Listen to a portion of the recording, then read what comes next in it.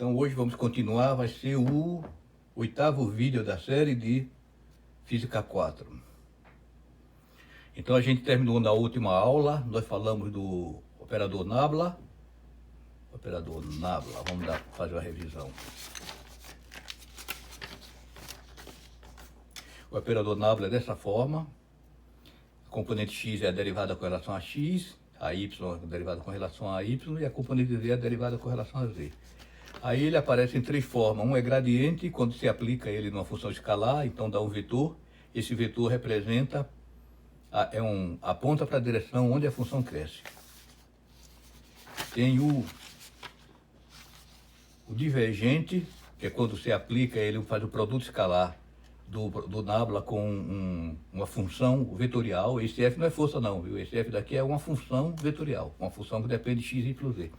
Aí cada componente aqui depende, a componente x pode depender também de y e de z, viu?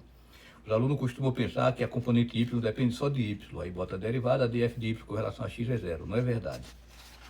Por exemplo, nesse caso aqui, a componente x depende de y, certo? Então, pode ser, tudo é possível. E a outra coisa, sim, o divergente você aplica numa função vetorial e o resultado é o escalar. E tem o rotacional. O rotacional, você faz um produto vetorial com a função vetorial e o resultado é um vetor, certo? O divergente representa o fluxo por volume. Se está divergindo, então o divergente é positivo. Se está convergindo, convergir é o contrário do divergente, né? De divergir. Então o divergente é negativo. E se o tanto que entra é igual ao tanto que sai, o divergente é zero. O rotacional é a circuitação da rotação. Circuitação por área.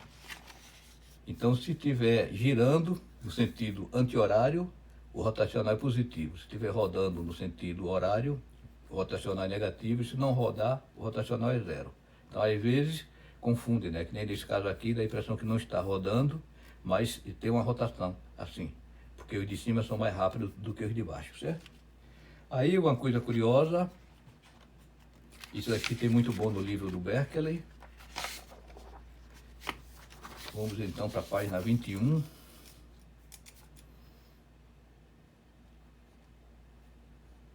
Uma coisa curiosa que não é rigorosa, mas é interessante, intuitivamente funciona, que é se você pensar o nabla como sendo a direção do vetor nabla, você pensa como sendo a direção para onde os vetores crescem.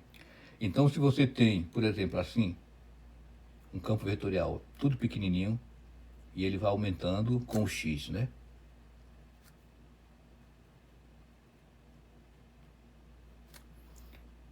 Então desse tipo aqui.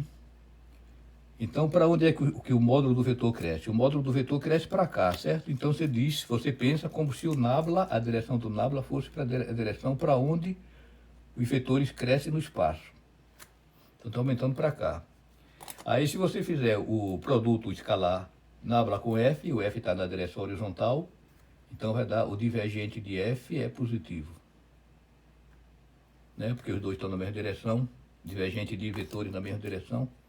O produto escalar de vetores na mesma direção é positivo, certo? E o rotacional vai dar quanto aqui? Vai dar zero, né? Porque vetores na mesma direção, o rotacional é zero. Naquele exemplo, vou tirar esse papéis aqui. Naquele exemplo estranho que eu escrevi, que em cima ele tem a velocidade alta, e embaixo ele tem a velocidade pequena, como se fosse a água de um rio, né? Que a velocidade, o módulo da velocidade é pequena, é grande em cima e baixo e pequena embaixo. Então qual seria a direção do nabla? A direção entre aspas, né? Que esse método é só para facilitar as contas.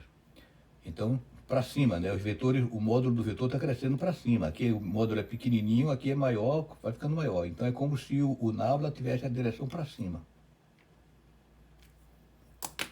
Entende? Mas isso aqui não é nada rigoroso, não vai sair dizendo como se fosse coisa óbvia, não. Isso daqui bate, né? Para se achar, só ter uma ideia mais ou menos se é positivo, negativo ou se é zero. Então o divergente de f vai dar quanto aqui? dá zero, né? Porque o F está para cá e o nábula está para cá. O produto escalar de dois vetores perpendiculares dá zero. E o rotacional? Positivo ou negativo? Então, rotacional é bom fazer o seguinte, em vez de ficar fazendo aqueles dedos assim, né? Aquele negócio complicado de ver um dedo outro aqui, vocês pensam assim. Tem um vetor, o vetor A e o vetor B. Então, se é A vetorial B, quer dizer que o A vai para o B pelo caminho mais curto, que é aqui, não vai para aqui não, certo? Então você bota esses dedos aqui para empurrar na direção que ele vai, o A que vai para B, e ver para onde aponta o polegar. Então, porque o produto vetorial dá sempre perpendicular aos dois, né? Você quer saber se é para cima ou para baixo. Então, se é de A para B, A vetorial B, se empurra assim, é negativo, está apontando para baixo. Se for B vetorial A, tá do B para o A, então o polegar está para cima, é positivo, certo? Então aqui, ó, o rotacional de F. O primeiro é o rotacional, vai ser esse aqui, o nábula, né? E o F aponta para cá. Então, dá negativo, certo? O polegar aponta para baixo. Então, menor que zero. E aquele outro caso que a gente tinha assim,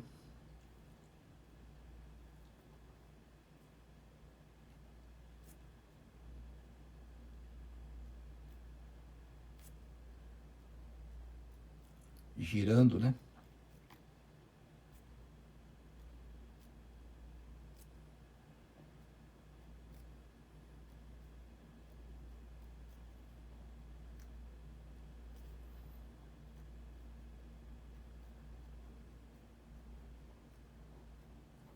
Então aqui o vetor e o módulo do vetor estão crescendo radialmente, certo?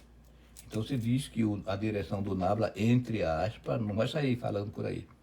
O pessoal vai jogar pedra. É para cá. E o F aponta para cá. Então se você fizer agora o divergente do F, dá zero, né? Porque são perpendiculares, o nábula com o F. E o rotacional, vai dar positivo, né? O nábula está para cá, o F está para cá. Aqui desse ponto, qualquer ponto, né? Então daqui para cá aponta para cima, né? Nábula para o F. Então aponta para cima é positivo, maior que zero. E se eu tiver um caso, por exemplo, assim, da água fazendo redemoinho para entrar na pia, por exemplo. Então se ela está girando assim.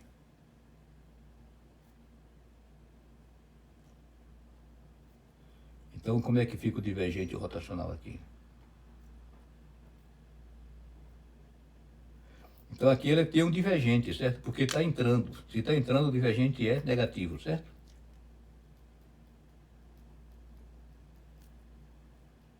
E se está rodando no sentido horário, o rotacional é positivo. Certo? Então você teria que botar aqui as setinhas, né? Para você ver a setinha como é que fica. Então o módulo está para fora. Deixa eu ver, se botaria umas setinhas assim.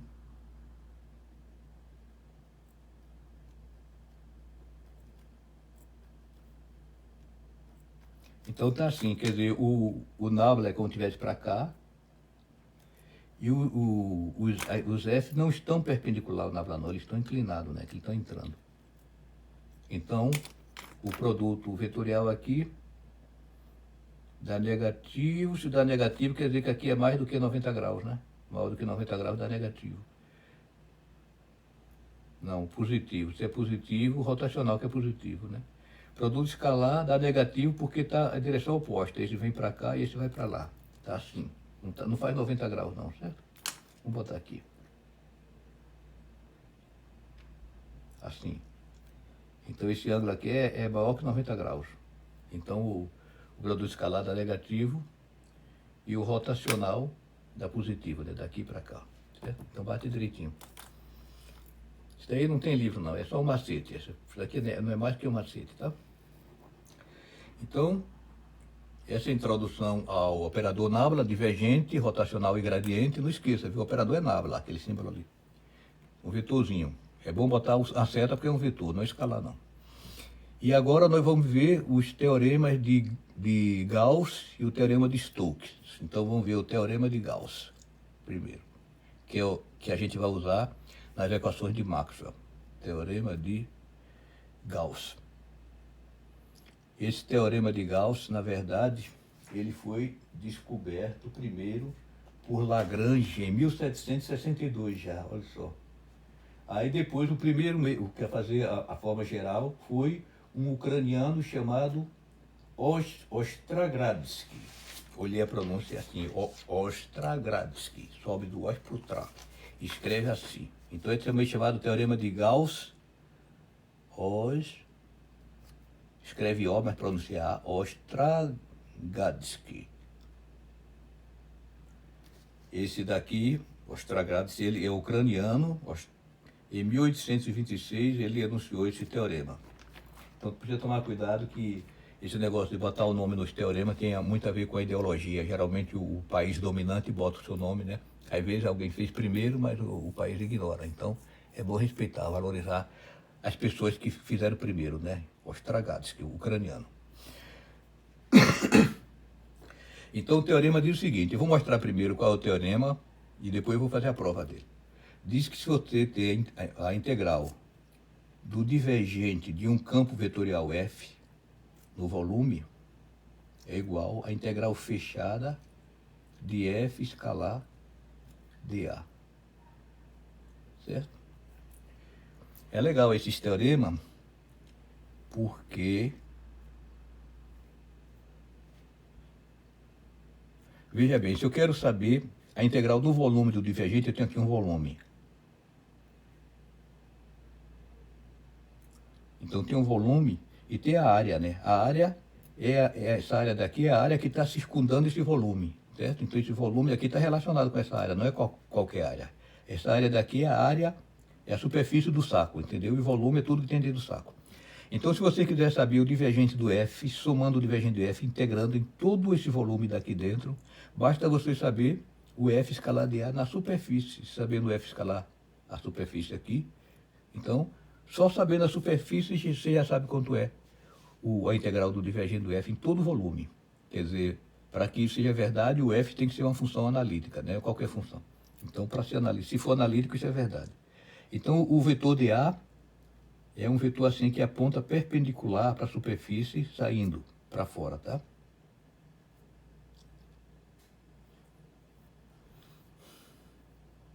Então é isso aí. Aí, para provar isso aqui, a gente vou primeiro calcular o F escalar dA. F escalar um ΔA da área. Aí, para fazer isso, eu vou fazer assim, eu vou pegar esse volume todo e divido ele em cubos pequenininhos, infinitesimais, cubo bem pequeno. Tão pequeno que o F é praticamente uma reta em cada cubinho desse, entendeu? Se o F ainda estiver encurvando, você pega menor ainda, porque uma curva, quando você amplifica bem uma curva, você vê uma reta, né? Que nem a Terra, que é redonda, e você olha assim, parece que é plana, porque a gente está olhando muito de pertinho. Então, F escalar de A. Vamos fazer o desenho aqui. Agora ficou melhor. Aí tem os eixos, aqui bem do centro aqui. Aqui vai o eixo do Y, do Z, para aqui vem o eixo do Y, e para cá vem o eixo do X. Tem que ser assim, girando do X para o Y dá o Z, X, Y, Z. Então aqui você tem essa largura, a largura aqui é a ΔY. A origem está bem no centro do cubo, certo? Então aqui é ΔY, essa largura aqui é na direção do X, é ΔX, e a altura aqui é ΔZ. Certo? Aqui está bem no meio, está furando aqui bem no meio do cubo. Aí você tem um campo vetorial geral, uma função derivável, por exemplo, pode ser o campo elétrico, pode ser a velocidade da água passando. Imagine que aqui está dentro do mar e o mar está turbulento, está embaixo das cataratas do Iguaçu. Aí você tem um campo, um F, que vai passando, ele entra aqui e vai passando aqui assim. Certo? Aí ele muda de intensidade, é um vetor, ele muda de intensidade conforme o x, y e z. Está vendo assim?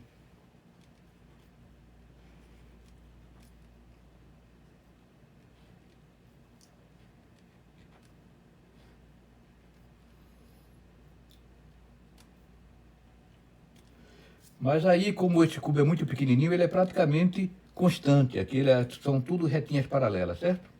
Então eu quero calcular o quê? Eu quero calcular o f escalar de A. Então f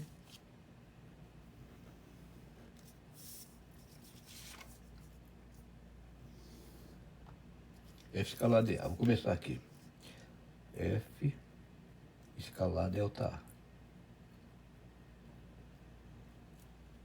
Então eu vou fazer assim, eu vou calcular o F, aqui a área, essa área daqui a gente viu que é a área fechada, né? Essa rodinha aqui fechada quer dizer que a área é fechada, ela fecha e delimita o volume.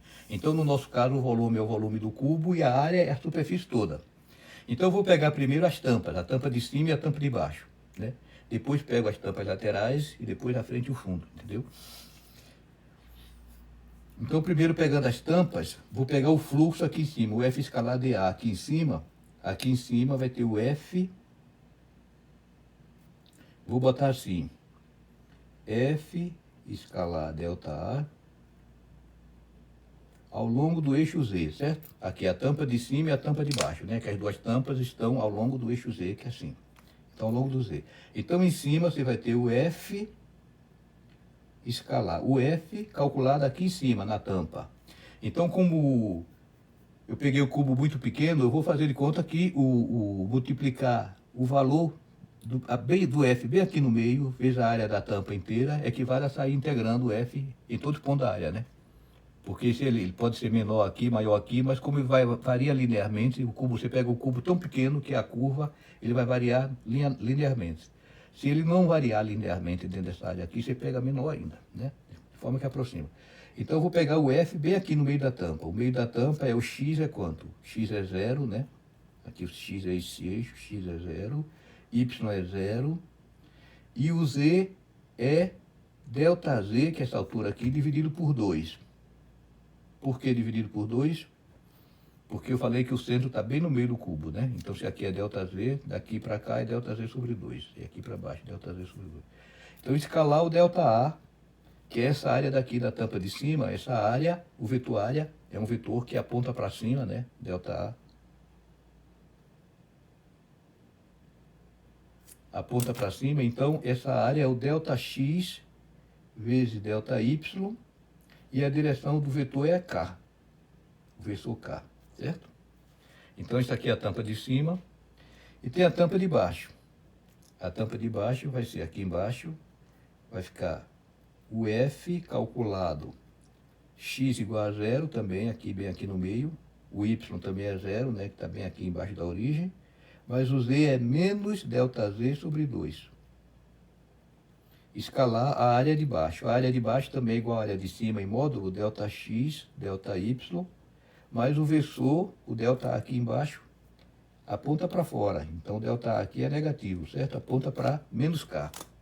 Né? K é o versor que aponta na direção do eixo Z. Então, é menos k porque é para baixo. Certo?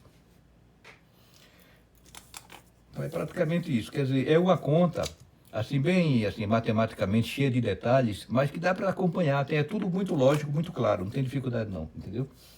Então, vamos botar o delta x, delta y em evidência. Fica...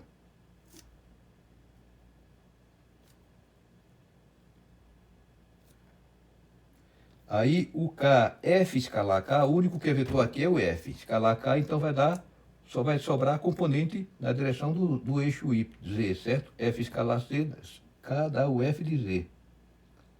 Então não tem mais seta em cima porque é componente. Componente não tem seta, né? Componente não é vetor. Então a componente na direção, somente a projeção do F do eixo do Z, que é o F de Z, calculado em 0,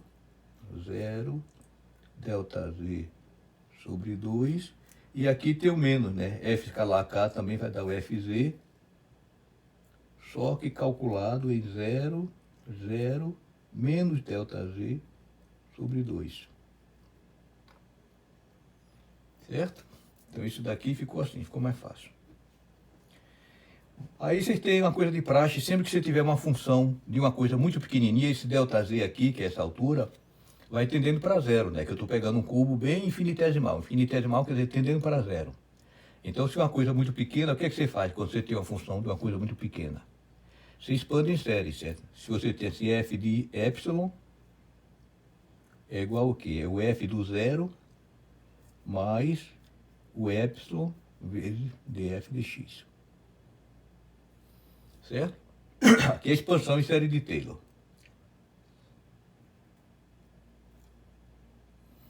Quem não lembrar disso, é só pensar na geometria. Imagine que você tem aqui uma função. Aqui está o zero e aqui está o epsilon. Aí esse epsilon é tão pequenininho que a função, que pode ser curva como for, quando você pegou o epsilon tão pequenininho que aqui é praticamente uma reta, entendeu? Então aqui é o f do zero e aqui é o f do epsilon. Então tem esse triângulo aqui, ó.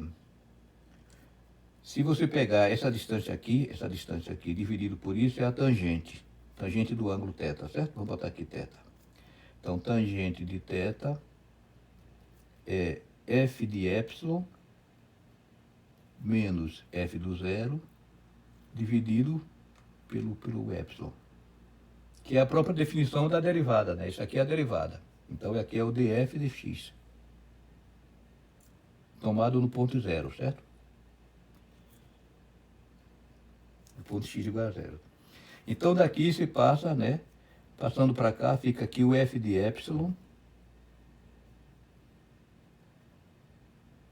menos f de zero é igual ao epsilon vezes df de x no ponto zero. Certo? Só de olhar daqui.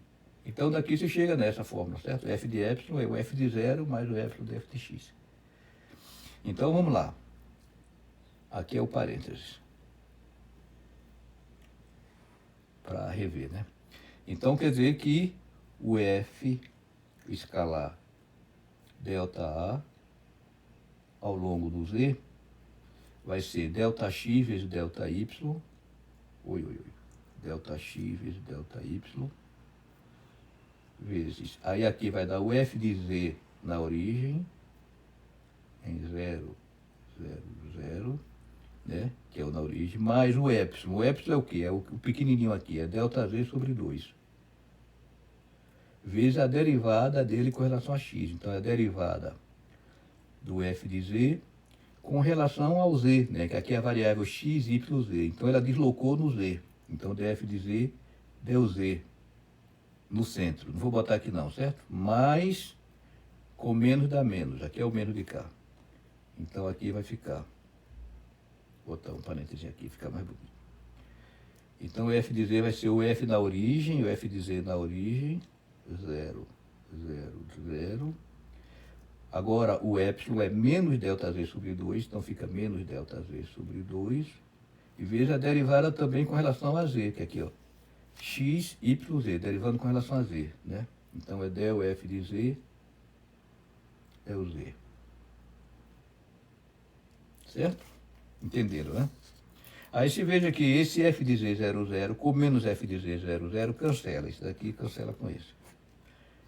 E aqui, então, menos com menos fica mais. Então, aqui tem ΔZ sobre 2, aqui mais ΔZ sobre 2, vai ficar igual a ΔX, ΔY.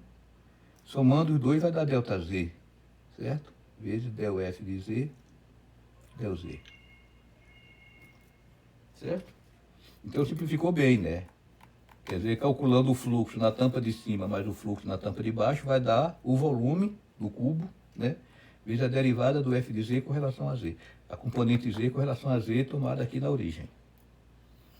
Então, aí agora os outros, para calcular agora ao longo do eixo y e do eixo z, eu não preciso fazer essas contas todas de novo, não, porque o negócio é simétrico, entendeu?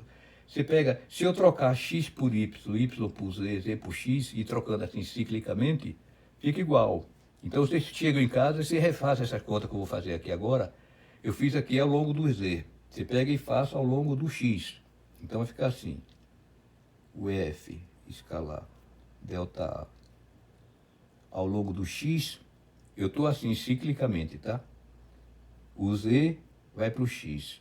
Vai ficar, o x vira o y, x vai para o y vai para o z, e o z vai para o x. E se o z vai para o x, fica del f de z, f de x, del x. Certo? Então, deu uma paradinha porque acabou a memória do celular, tive que apagar uns arquivos. Então, voltando, a gente tinha visto até aqui, chegado até esse ponto aqui. Então, eu estava falando que se trocar ciclicamente o x pelo y pelo z, é como se você pegasse esse sistema de coordenadas e você girasse assim. O que é y você chama de x, aqui você chama de y, aqui de z. Então, você gira assim. Então, as contas ficam tudo igual, não vai mudar por causa disso daí, entendeu? Então, aí o que tem aqui, ó, x virou y virou z, z virou x, z virou x. Aí o passo seguinte, o x vira y vira z, z vira x, x vira y, né? Aqui, ó, x vira y vira z, z vira x, né? O y vai para o z, ou x vira y. Então, tudo aqui é y. Então, fazendo esse esquema, aí você acha, se fizer agora novamente, o y vira z, vai chegar na de cá, né? Z vira x, x vira y vira z, certo? Aí chegou. Então, somando agora os três, né? Porque, na verdade, eu estou calculando o fluxo desse f por essa superfície fechada. Então, eu calculo o fluxo dele nas tampas de cima e de baixo, nas laterais, na frente e atrás, certo? Então, em cima e embaixo foi aqui ao longo do z. A da frente e atrás é ao longo do x. E o y nas laterais. Então, agora somos três. Então, o f escalar vai dar aqui del x, del y, del z, vezes del f, del z, está aqui.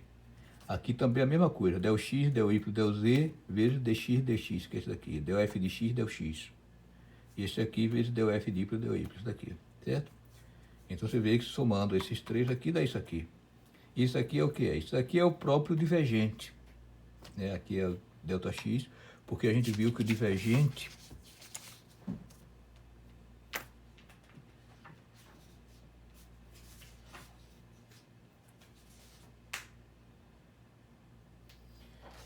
aqui na página 18, a gente viu, né, que o divergente é isso aqui, a deriva a componente x com relação a x, mais a derivada da y com relação a y, mais a derivada da z com relação a z, a derivada.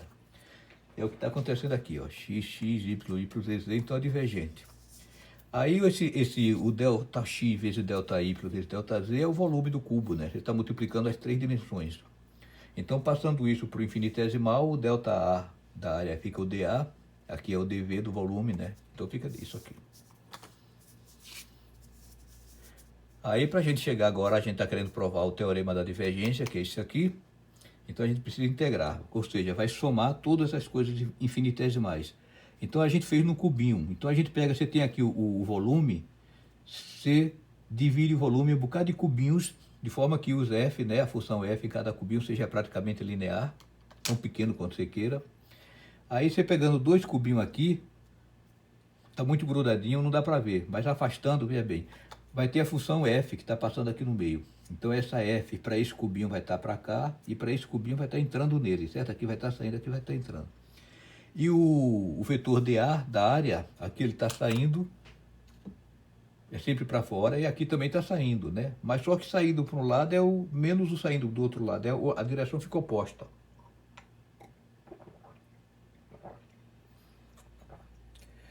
Então, se a direção é oposta, quando você fizer f escalar dA aqui, vai dar positivo, e f escalar dA aqui fica negativo, porque, veja bem, você tem aqui, ó, se você vai fazer o produto escalar de A com B é o quê? AB cosseno de θ.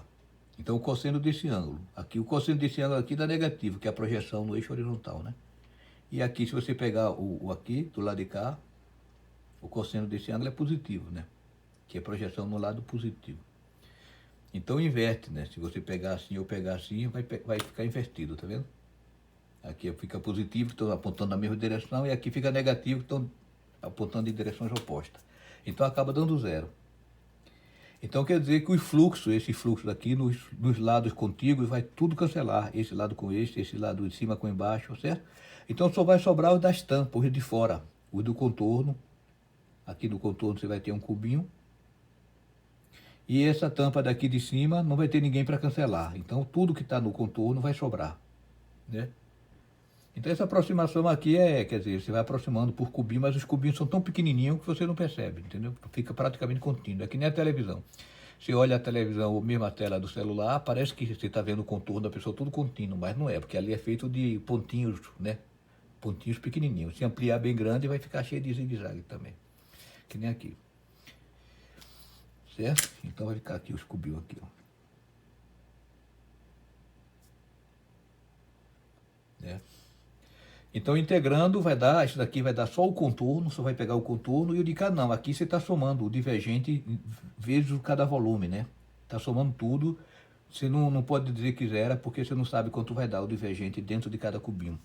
Então, quer dizer que a integral do volume do divergente da função, e todo esse volume aqui por dentro, vai ser igual à integral do f escalar, somente o f na superfície. Então, quer dizer, só o f da superfície já determina como vai dar o divergente, a soma de todo o divergente aqui. E isso é claro se a função for diferenciável, porque a gente usou a série de Taylor, né? Quando a gente está usando a série de Taylor, a gente está supondo que você pode derivar ela, né? Derivar, então essa função aqui você pode derivar com relação a x, y e z. Acontece que na física, geralmente, as grandezas físicas são todas deriváveis, né?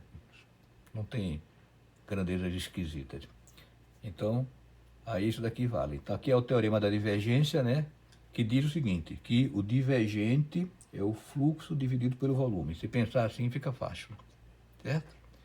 E a forma de vocês lembrarem também é pensar na dimensão.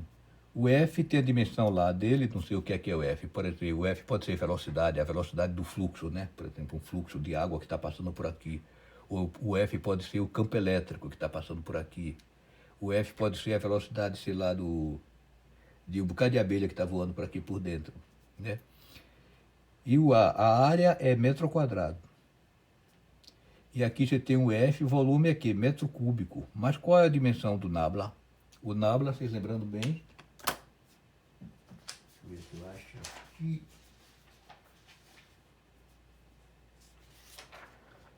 A definição do nabla é dessa forma, então, del x. Então, quer dizer, é metro a menos 1, que y é metro a menos 1. Quer dizer, na verdade é matemática, né? Mas matemática também tem dimensão. Então, aqui, por metro.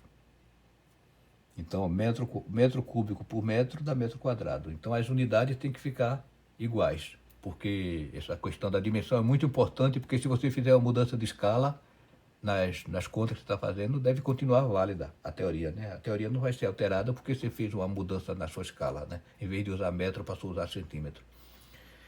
Então, é isso aí. Então, aqui está provado o teorema da divergência. Vou falar no exemplo, por exemplo, aplicação das equações de Maxwell. Você tem integral de E dA